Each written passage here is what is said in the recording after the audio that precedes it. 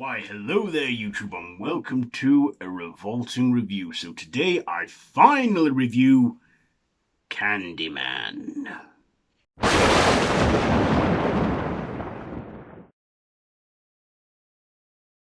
Sweet. So this is directed by Nia DaCosta, written by Jordan Peele and produced by Jordan Peele, and also written by Win Rosenfield and Nia DaCosta, based on the film Candyman by Bernard Rhodes and The Forbidden by Clive Barker, starring, I'm going to butcher some names here, so I'm not, Yahya Abdul-Mateen II, Teyonah Parris, Nathan Stewart-Jarret, Colman, Donmingo or something, and Todd. So this is a supernatural slasher and is a spiritual sequel to the 1992 classic Candyman. So this follows an artist named Anthony McCoy, played by Yahya, or whatever his name is, second, where he is an artist that becomes obsessed with the Candyman urban legend to inspire him for his artwork that he does, based on the urban legends. And of course, he spirals deeper and deeper into the rabbit hole where he may not like what he finds. So that is the essential story I can give you without any spoilers, but I'll try and keep this spoiler free as possible. If not, well, I'll put a timestamp or something. So what did I like about this? Well, I like that this was, a spiritual sequel. I like that it acknowledged the first movie. We do get some callbacks and references to the original, even the whole Helen Lyle story where she was,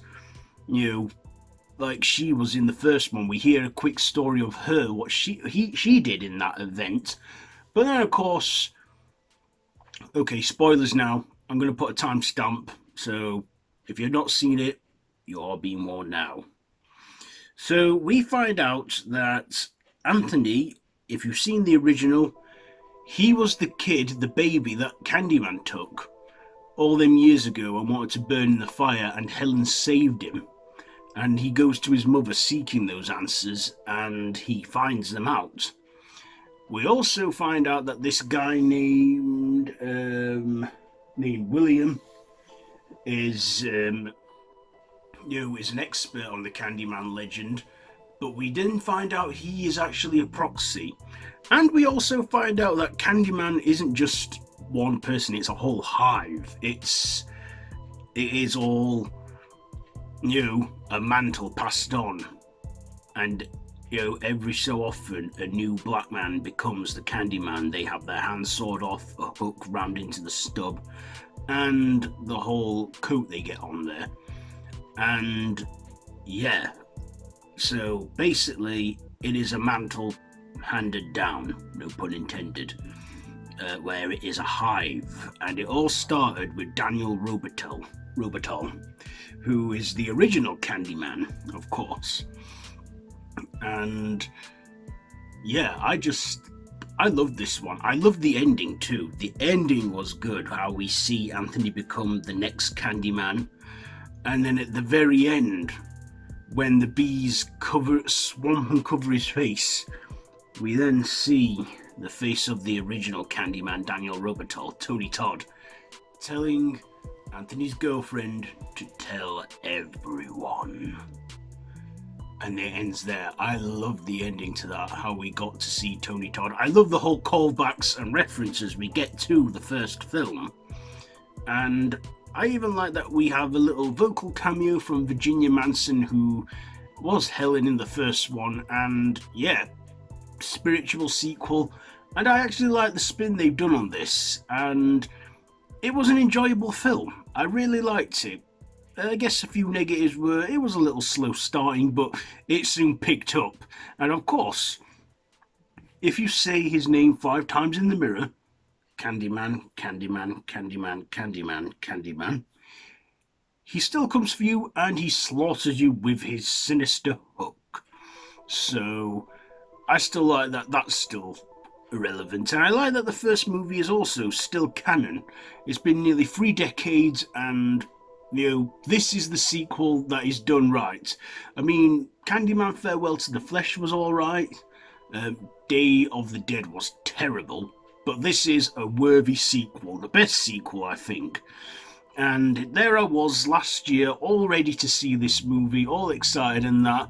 Even revisited the original trilogy and reviewed them on my channel, only for it to get pulled from cinemas again because of the COVID-19 pandemic. But we finally got it out, we're finally watching it, and yeah, it has been worth the wait all that time. And yeah, I did enjoy it. My next big horror hit, of course, and a lot that's on everyone's radar, is probably Halloween Kills. I mean, we've got some more horrors to come out in between, but that is the next one, Halloween Kills. So, back to Candyman. So, yeah, this is a good one.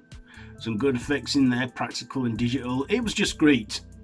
And I loved how this was not just a spiritual sequel, but probably a love letter to the original. Because we go back to where it all started, Cabrini Green, where it's set in Chicago. Of course, if you've read The Forbidden, you know that it's set in Liverpool, but yeah, this was just great, and I really recommend it to you, fans. It is the best sequel out of the other 2 sequels. So my ratings, I will give this, you know what, I'll give it 4 machetes out of 5. 4 machetes out of 5, or should I say meat hooks out of 5. Hooks. So yes, this is a good one. I also think this has some good messaging behind it as well on political correctness and race, but of course I won't get into too much detail about that. But yeah, have you seen this one?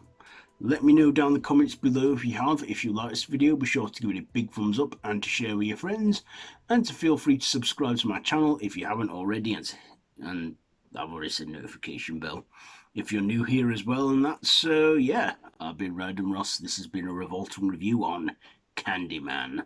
So until next time, don't have nightmares.